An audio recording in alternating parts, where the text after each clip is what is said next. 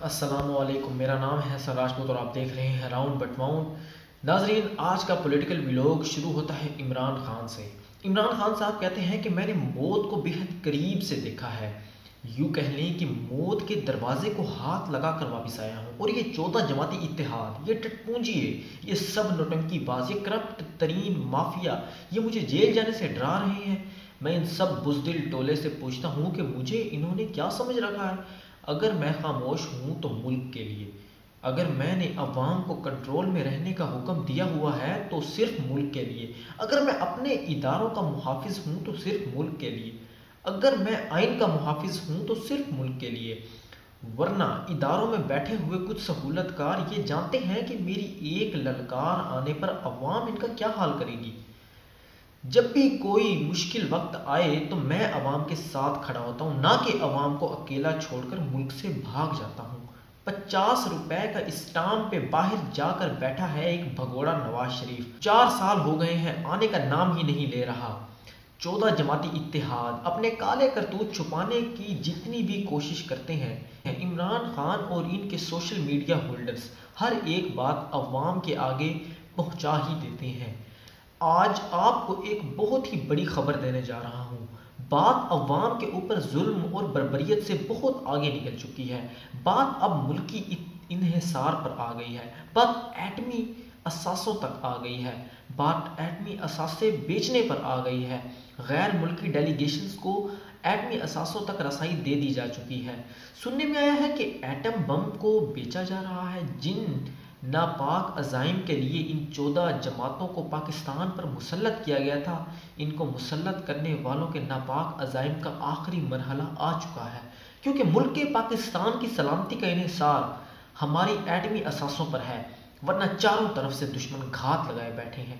India, اسرائیل، امریکہ اور کچھ group Afghanistan میں بھی بیٹھے ہیں، جو پاکستان کو صفحہ ہستی سے مٹانے کے لیے دن رات محنت کر رہے ہیں، دن رات گھات لگائے بیٹھے ہیں۔ تقریباً 1 سال ہو چکا ہے ناظرین اس حکومت کو آئے ہوئے۔ اس 1 سال میں کسی وزیر، کسی بیوروکریٹ، کسی وزیر اعلیٰ، کسی وزیر اعظم، کسی جرنیل، کسی فوجی سربراہ نے یا ان 14 پارٹیوں کے کسی بھی سربراہ کے منہ سے عوام نے کشمیر کا نام تک نہیں سنا۔ ایسا لگتا ہے کہ یہ کشمیر کے ساتھ ساتھ شہباز سرکار پاکستان کو بھی بیچنے کے چکر میں ہے۔ ہو سکتا ہے کہ ابھی تک پاکستان کی سلامتی کا سودا کر بھی دیا ہو۔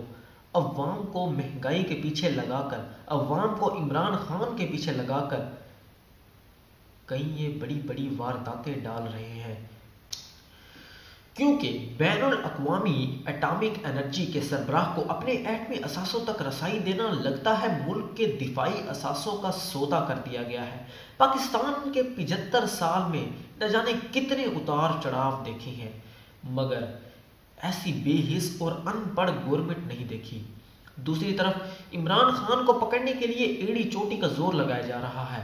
اس سسٹم سے آؤٹ کرنے کے لیے ہر چیز، ہر حربہ جو وہ لوگ استعمال کر سکتے تھے کیا جا رہا ہے۔ خفیہ ایجنسیاں کس طرح ہاتھ دھو کر عمران خان کے پیچھے پڑی ہوئی ہیں، خفیہ ایجنسیاں کس طرح سے ناکام ہو رہی ہیں، یہ آپ کو بتانا ہے۔ زمان پارک میں سرچ آپریشن شروع ہو چکا ہے۔ پولیس کس طرح ایک فوجی جرنیل کو بچانے کی کوشش کر رہی ہے۔ ملک میں شرمناک کھیل کا آغاز ہو چکا ہے۔ عمران خان ورسز اسٹیبلشمنٹ فیصلہ کن جنگ کا آغاز ہو چکا ہے، اور کس طرح ملک میں دہشت گردی کی کارروائیاں تیز ہو چکی ہیں۔ ہماری خفیہ ایجنسیاں ناکام ہو چکی ہیں، تمام سیکیورٹی ادارے ناکام ہو چکے ہیں۔ عوام کو تحفظ دینے میں تمام سیکیورٹی ادارے، چاہے وہ ہماری آرمی ہی کیوں نہ ہو، مکمل طور پر ناکام نظر آ رہے ہیں۔ پہلے پشاور ثانیہ اور اب کراچی ثانیہ، نہ جانے ہمارے سیکیورٹی ادارے کون سی میٹھی نیند سو رہے ہیں کہ ملک میں اتنی بڑی دہشت گردی کی کارروائیاں ہو رہی ہیں اور کوئی روکنے والا ہی نہیں ہے۔ لگتا ہے کہ یہ بیرونی نہیں بلکہ اندرونی دشمن کی کارروائیاں لگتی ہیں۔ بات پھر وہی آ کر رک جاتی ہے کہ ہمارے ایٹمی اثاثے اور عوام کی توجہ ہٹانے کے لیے یہ کارروائیاں خود کی جا رہی ہیں۔ اگر ایسا ہے تو پھر سارے سیکیورٹی اداروں کو سوچنا ہوگا، ہمارے دشمن ہماری گورنمنٹ کی اپنی ہی صفوں میں بیٹھے ہوئے ہیں اور عوام کی آنکھوں میں دھول جھونک رہے ہیں۔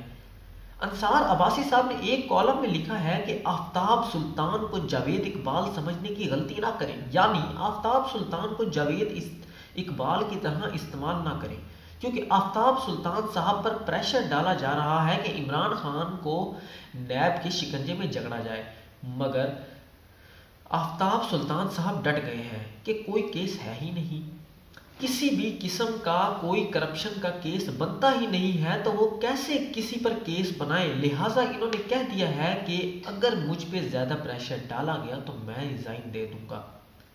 کیسے ہم عمران خان کے اوپر کیس بنا سکتے ہیں جبکہ اس نے کوئی کرپشن کی ہی نہیں؟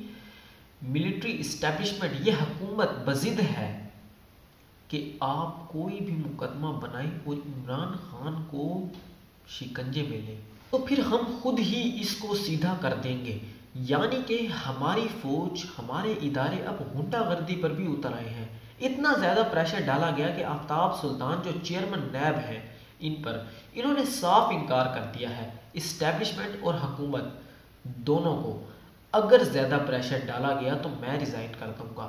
اس پر انصار عباسی نے کہا ہے کہ جاوید اقبال والی سیاہ تاریخ دہرائی گئی تو معاملات ہاتھ سے نکل جائیں گے۔ اسلام آباد پولیس نے بھی وہ چیتے کا مقدمہ نامعلوم افراد پر ڈال دیا ہے۔ واہ، ہر آدمی کو معلوم ہے کہ نامعلوم کون ہے۔ کسی فوجی جرنیل نے اس چیتے کو پالا ہوا تھا جس نے ڈی ایچ اے میں کتنے ہی لوگوں کو زخمی کر دیا اور 3 دنوں سے اسلام آباد میں خوف و ہراس کی فضا قائم تھی۔ کب تک یہ نامعلوم افراد پاکستان کے ہر فرد، ہر ادارے کو غلام بناتے رہیں گے؟ یہ جو غلط قسم کے نامعلوم ہیں، ان کا کورٹ مارشل کیوں نہیں ہوتا؟ کب تک عوام کو ان نامعلوم جرنیلوں کے کیے ظلم کی سزا بھگتنی ہوگی؟